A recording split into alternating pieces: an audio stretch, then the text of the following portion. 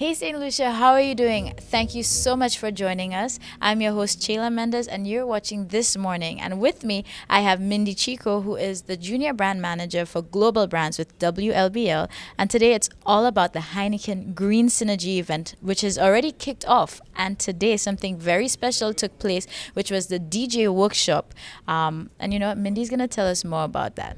Okay, so that's right, Shayla. Heineken Green Synergy has officially kicked off under the tagline Amplify the Beat. And today, what we had was our technical workshop, which was for our DJs specifically.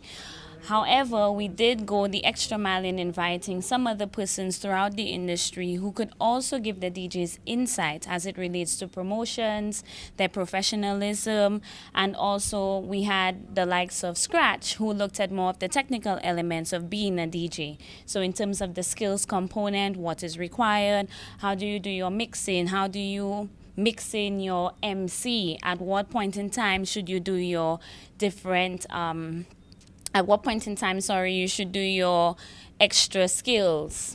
So, with Heineken Green Synergy, what exactly is the sole purpose or what is it trying to bring out here in St. Lucia? Okay, so Heineken Green Synergy is a competition which features DJs throughout the island.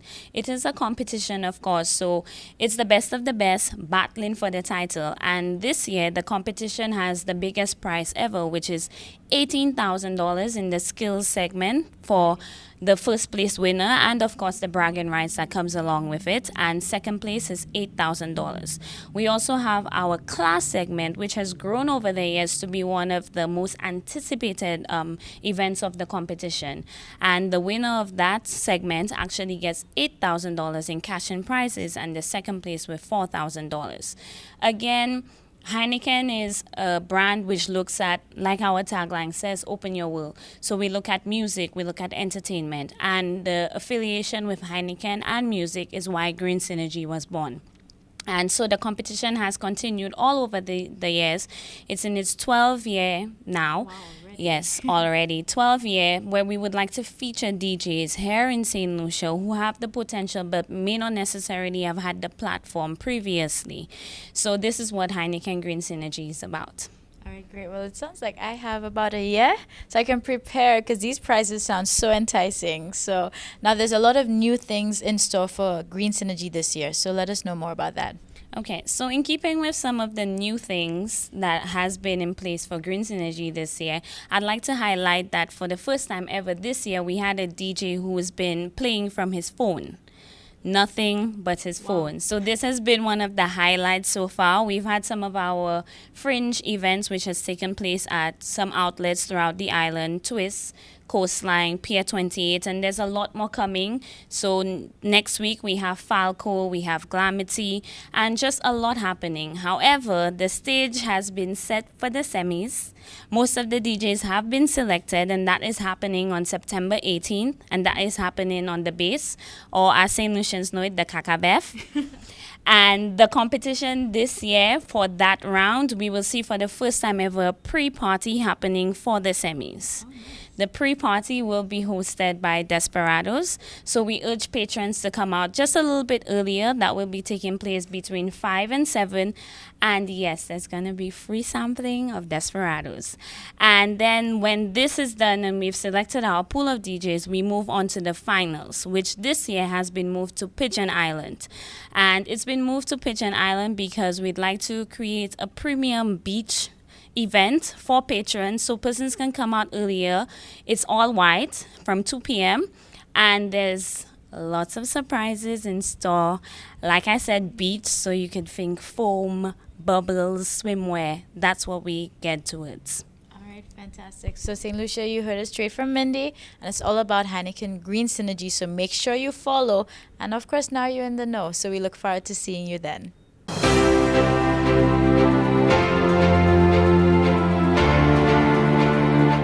Good morning, St. Lucia. Thank you so much for joining us. You are watching This Morning on DBS, your number one station.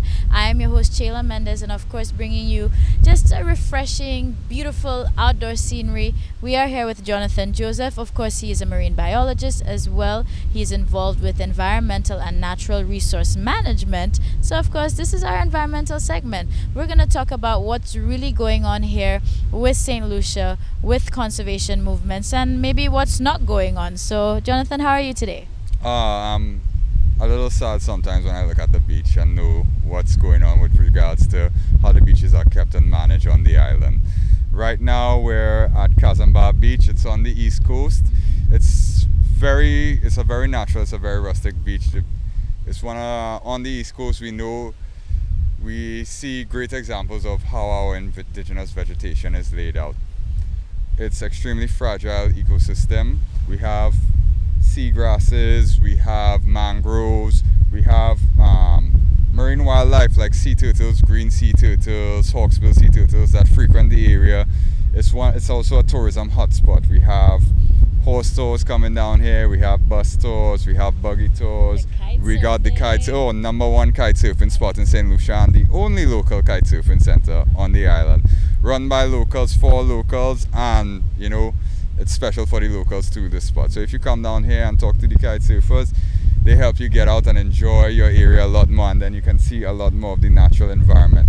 But one of the things that saddens me is just how the area, and by extension some of the other beaches in St. Lucia, are managed. We have this area, the responsibility falls on the National Conservation Authority, the NCA. And it's, when you think of conservation, by definition, it is the protection, rehabilitation of the natural environment, natural ecosystems, plants, the vegetation, and the animals, the wildlife involved. But when we look at the way the NCA functions in St. Lucia, it looks to be like in a purely revenue-driven capacity. I've come to these beaches many times. The people who are sanctioned by the NCA to clean the areas, they have, on all different occasions where I've seen them here, they don't haul the waste off the beach. They actually burn the garbage, they damage the trees, they release what is called VOCs, or volatile organic chemicals, into the air. Because if you burn plastics, these are things that use chemicals, they're synthetic in origin. When you burn them, you release all those things, and this is what the people on the beach inhale. It damages the environment and whatnot. And then again, we have damaging to the trees on the beaches themselves that causes erosion of the coastline, especially mangrove trees. We have some of these people, they have been cutting down some of the trees, burning the trees, and we've actually lost, in one of the corners here, it used to be one of the most picturesque and scenic corners, we had a mangrove coming all the way down to the water. It held the shoreline intact. Tourists used to come, take beautiful pictures. I mean, it's a lovely sight when you see something in the environment that just strikes you as natural. And we had one of those gentlemen from the NCA who came, who was actually paid to clean up the beach. He doesn't clean it up in entirety. He just rakes around a certain area to give it the synthetic image that the area is clean. And he actually came and cut down that mangrove for whichever reason or the other. That's something that's illegal and not supposed to be done. And one thing just to add to that, I may not be a marine biologist, but I love geography, and that's one thing we learned as well, that the mangroves keep the coastal lines together. It's just a hub for an ecosystem. So it's only what we need within the NCA is, we need them to implement the best management practices possible. In order for them to implement the best management practices, they need someone in there that is in tune with coastal ecosystem management. They need someone that has a passion. They need people, in fact, not just someone. It's not up to one person alone. Well, listen, if you haven't taken anything from it, what I'm going to remind you of is that we can make a difference. This is our island. We live on it, and everything is connected. So even if you cut down mangroves and you think, hey, it's only going to affect fishes, and you don't really care, guess what? It is a cycle. It's a circle of life. Everything affects us. So we can make a difference. So let's start by today. Start with your homes, and by extension, we can spread it all around. So hey, this has been This Morning. We're waking up in the know. Go ahead and enjoy your day. We'll be right back. Don't touch your dial.